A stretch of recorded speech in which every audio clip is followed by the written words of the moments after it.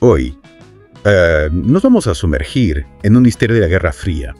Un misterio que podría haber cambiado el curso de la historia en África. Así es, un misterio que nos lleva a la pequeña Guinea Ecuatorial en 1979, apenas un año después del derrocamiento de su primer presidente, Francisco Macías Nguema. Nuestra fuente principal es un artículo de 1979 del periódico español El País, que describe un supuesto complot para liberar a Macías de la cárcel. Y bueno, el objetivo era restaurarlo en el poder, un intento desesperado de leales seguidores, o un movimiento estratégico de una potencia extranjera.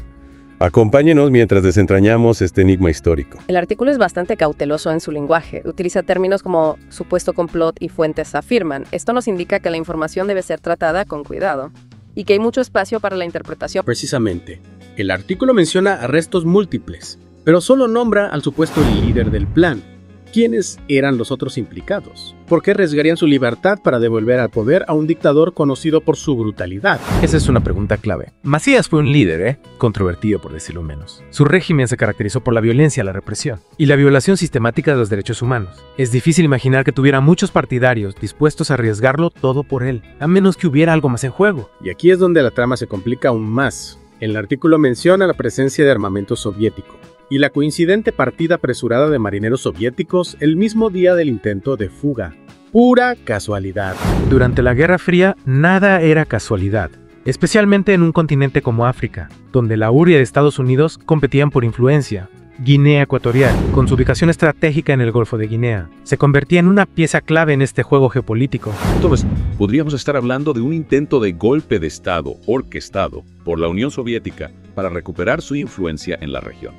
Esa es una posibilidad que no podemos descartar, pero debemos analizarla con cuidado. Apoyar a un dictador como Macías era un arma de doble filo, incluso para los soviéticos. Por un lado, les garantizaba un aliado en una región estratégica. Por otro lado, los asociaba a un régimen brutal y les granjaba la condena internacional. Es un dilema fascinante, ¿valía la pena el riesgo para la URSS? Y quizás la respuesta se encuentra en la dinámica de la Guerra Fría, donde las superpotencias a menudo se veían obligadas a tomar decisiones pragmáticas, por encima de consideraciones éticas. Es decir, el fin justifica los medios. Exacto. Recordemos que la Guerra Fría no se libró solo en Europa. El tablero de ajedrez se extendía por todo el mundo, y África se convirtió en uno de los campos de batalla más importantes. La URSS y Estados Unidos buscaban aliados en cualquier lugar donde pudieran encontrarlos, incluso si eso significaba apoyar a líderes con un historial cuestionable. Y no olvidemos que la información proviene de un periódico español, El País. Guinea Ecuatorial fue una colonia española, lo que nos lleva a preguntarnos, ¿qué papel jugó España en este asunto? Esa es una pregunta importante. España, en ese momento, estaba en plena transición a la democracia tras la muerte de Franco. Tenía un interés particular en mantener la estabilidad en sus antiguas colonias. Y es posible que tuviera información privilegiada sobre el complot, o incluso que haya participado en su desarticulación. Claro, la sombra del pasado colonial siempre se cierne sobre las relaciones entre España y Guinea Ecuatorial. Pero, ¿hasta qué punto influyó en este caso en particular? ¿Era España un simple observador o un actor activo en este drama de la Guerra Fría? Para responder a esa pregunta necesitamos ir más allá de nuestra única fuente y buscar otras perspectivas. ¿Qué decían los medios guineanos de la época? ¿Qué información manejaban los servicios de inteligencia de otros países? Desafortunadamente, el silencio rodea gran parte de este evento. El gobierno guineano nunca reveló la magnitud total del complot. Y el destino de los arrestados sigue siendo un misterio. Es una historia llena de sombras, donde cada pista nos lleva a más preguntas, pero precisamente por eso es tan fascinante. Nos obliga a cuestionar las versiones oficiales, a buscar entre líneas, a reconstruir el rompecabezas con las piezas que tenemos disponibles. Exacto. Y aunque este incidente pueda parecer un pequeño episodio en la historia de la Guerra Fría, nos ofrece una valiosa lección. La historia a menudo la escriben los vencedores, y es nuestro deber, como investigadores y ciudadanos, cuestionar esas narrativas, buscar las voces silenciadas y comprender la complejidad de los acontecimientos. Totalmente de acuerdo, y en este caso en particular, la falta de información nos habla de los mecanismos de poder, de cómo las grandes potencias pueden manipular la información y silenciar a sus oponentes. En la siguiente parte, profundizaremos en el contexto histórico de Guinea Ecuatorial, sus complejas relaciones con España y la URSS, y las consecuencias de este supuesto complot para el país y la región. Los invitamos a continuar con nosotros en este viaje al corazón de un misterio de la Guerra Fría que aún no ha sido resuelto. Para comprender las implicaciones del supuesto complot, es esencial adentrarnos en la historia de Guinea Ecuatorial. Tienes razón para nuestros oyentes que quizás no estén familiarizados. Hablemos un poco sobre este país. Guinea Ecuatorial es una pequeña nación en la costa oeste de África Central. A pesar de su tamaño, tiene una historia rica y compleja. Efectivamente, Guinea Ecuatorial fue colonia española durante casi 2 siglos, hasta su independencia en 1968. Esta herencia colonial dejó una profunda huella en la sociedad guineana, tanto cultural como políticamente. Y luego entra en escena Francisco Macías Nguema, el primer presidente del país, un personaje que, como mencionamos antes, gobernó con mano de hierro, sumiendo a la nación en un periodo de terror y represión. Macías llegó al poder con la promesa de libertad e independencia, pero rápidamente estableció un régimen autoritario y brutal. Su gobierno se caracterizó por la persecución política, la tortura y ejecuciones sumarias. En 1979, Macías fue derrocado por su propio sobrino Teodoro Obiang Nguema, quien curiosamente aún gobierna el país. El artículo del país que estamos analizando se publicó poco después de este golpe de Estado, lo que nos lleva a preguntarnos si este supuesto complot para liberar a Macías fue real o una invención del nuevo régimen para justificar su ascenso al poder. Es una posibilidad intrigante. Obiang, al igual que muchos líderes que llegan al poder tras un golpe de Estado, necesitaba consolidar su posición y eliminar cualquier amenaza potencial. Un intento de liberar al antiguo dictador le servía para justificar medidas represivas y silenciar a la oposición. De ser así, estaríamos hablando de una estrategia maquiavélica.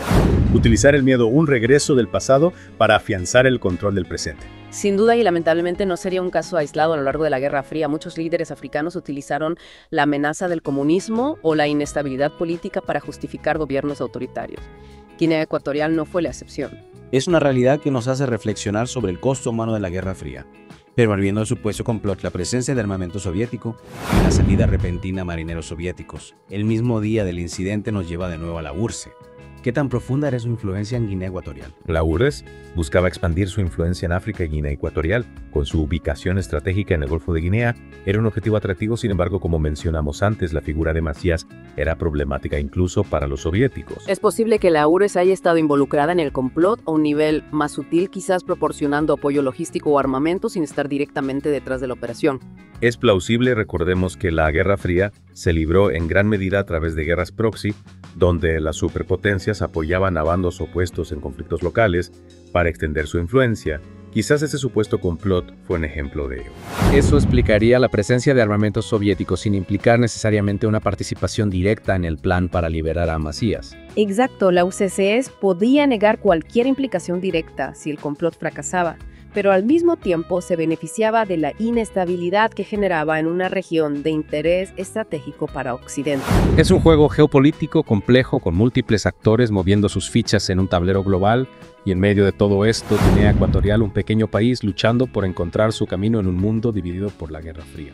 Al profundizar en este supuesto complot para liberar a Macías, es crucial reflexionar sobre las consecuencias a largo plazo, no solo para Guinea Ecuatorial, sino también para el contexto más amplio de la Guerra Fría en África. De acuerdo, hemos explorado la intriga del complot, las posibles motivaciones y la sombra de la URSS. ¿Qué impacto tuvo este evento en el futuro de Guinea Ecuatorial? En primer lugar, reforzó el control de Teodoro Obiang Nguema sobre el país, si bien derrocó a Macías con la promesa de una reforma democrática. El supuesto complot le brindó una justificación para consolidar su propio poder y reprimir cualquier disidencia. Utilizó el miedo a un regreso de Macías para justificar un gobierno aún más autoritario. Eso suena terriblemente cínico incluso para la Guerra Fría. Es una interpretación válida y lamentablemente no sería un caso único. La inestabilidad política alimentada por las rivalidades entre las superpotencias a menudo condujo a regímenes represivos que priorizaban la seguridad por encima de los derechos humanos. Guinea Ecuatorial no fue la excepción. Y en cuanto a la URSS, ¿cómo afectó este incidente a su influencia en la región? ¿Lograron su objetivo o les salió el tiro por la culata? Es difícil saberlo con certeza. Si bien el artículo de la TADA, el país, insinúa la participación soviética, nunca se comprobó de manera concluyente. La falta de información clara nos impide determinar si la URSS obtuvo algún beneficio real de este supuesto complot. Es decir, que la jugada de la URSS en Guinea Ecuatorial pudo haber sido un éxito estratégico o un rotundo fracaso, como si la niebla de la Guerra Fría aún no se hubiera disipado del todo. Exacto, lo que sí sabemos es que este incidente probablemente llevó a la URSS a ser más cautelosa en sus operaciones en África. La comunidad internacional comenzaba a prestar más atención a las actividades soviéticas en el continente, y un escándalo como este podía dañar su imagen y sus intereses a largo plazo. Mencionamos la historia colonial entre España y Guinea Ecuatorial. ¿Crees que este evento tuvo algún impacto en las relaciones entre ambos países? Es probable. España en ese momento estaba en plena transición hacia la democracia después de la muerte de Franco y buscaba redefinir su papel en el mundo. Este incidente, aunque pequeño en escala, seguramente generó preocupación en el gobierno español, que no quería verse arrastrado a conflictos del pasado. Es comprensible. España estaba pasando página, dejando atrás la era colonial, y buscando un nuevo lugar en el escenario internacional. No era momento para revivir viejos fantasmas. Precisamente, y este caso en particular nos lleva a una reflexión más amplia sobre el legado de la Guerra Fría en África. Muchas veces los países africanos se convirtieron en peones en un juego geopolítico que no habían elegido, con consecuencias devastadoras para sus poblaciones. Es una triste realidad. Guerras por poderes, golpes de Estado, dictaduras. Las cicatrices de la Guerra Fría aún son visibles en muchas partes del continente. Así es, y este caso de Guinea Ecuatorial, aunque aparentemente aislado, nos ofrece una ventana a esa complejidad. Nos recuerda que incluso los eventos históricos aparentemente menores pueden tener ramificaciones profundas y duraderas. Y nos recuerda la importancia de seguir investigando, de seguir cuestionando las versiones oficiales y buscando la verdad por más escondida que esté. Exactamente, porque al final la historia no es solo un relato del pasado, sino una herramienta para comprender el presente y construir un futuro mejor. Muchas gracias por acompañarnos en este viaje a través de la historia, la intriga y las complejidades de la Guerra Fría. Esperamos que este caso, este pequeño enigma en la costa oeste de África, les haya dado mucho en qué pensar. Hasta la próxima.